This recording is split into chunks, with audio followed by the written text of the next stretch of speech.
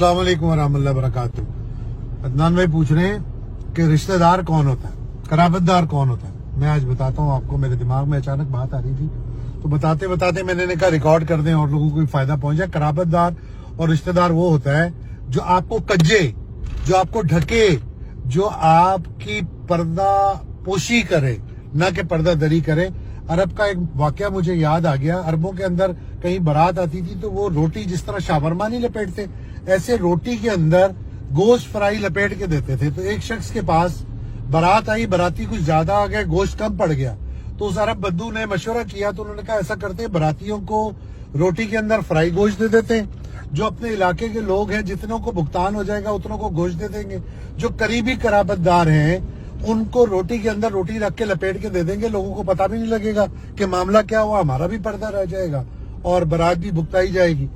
तो जब उन्होंने ये सारी तरतीब की, ये सारा मामला किया, तो एक शख्स उठा जो उसका करीबी भाई था, उसने उठ के कहा, ओ ये देखो मेरी रोटी में तो गोश्त डाला ही नहीं तुमने।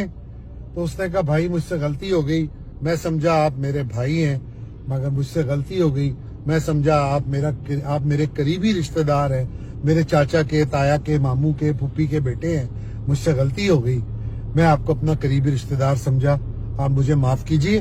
मैं आपको अभी लाके गोश्त, वो रोटी देता हूँ जिसके अंदर गोश्त होगा। तो लुब्बे लबाब ये है कि इंसान की जिंदगी में बहुत ज्यादा कमजोर लम्हे आते हैं जब वो अपने करीबी कराबतदारों से बहुत सारी बातें शेयर कर लेता है। वो कभी बताता है कि मैंने अपने बेटे को इसलिए नहीं ट्यूशन पढ़ाई कि मैं उन दिनों में अफोर्ड नहीं करता था, मेरा पर्दा भी रह जाए। वो बताता है कि मैंने फला टाइम पे कट प्राइस में से जाके कपड़े ले लिए, जूते ले लिए ताकि मेरा भरम भी रह जाए और आपको पता भी लगे। आपका कोई भी रिश्तेदार जब भी आपकी कमजोर लम्हों की बात लोगों के सामने कर रहा हो तो आप समझ लें ना तो वो आपका कराबतदार है और ना वो आपका रिश्तेदार है। अल्लाह हमको पर्दे रखने की तौफीक दे और अल्लाह हम सब का हामी नासिर हो। सलामत रहिए। जवाब है अदनान भाई आपका।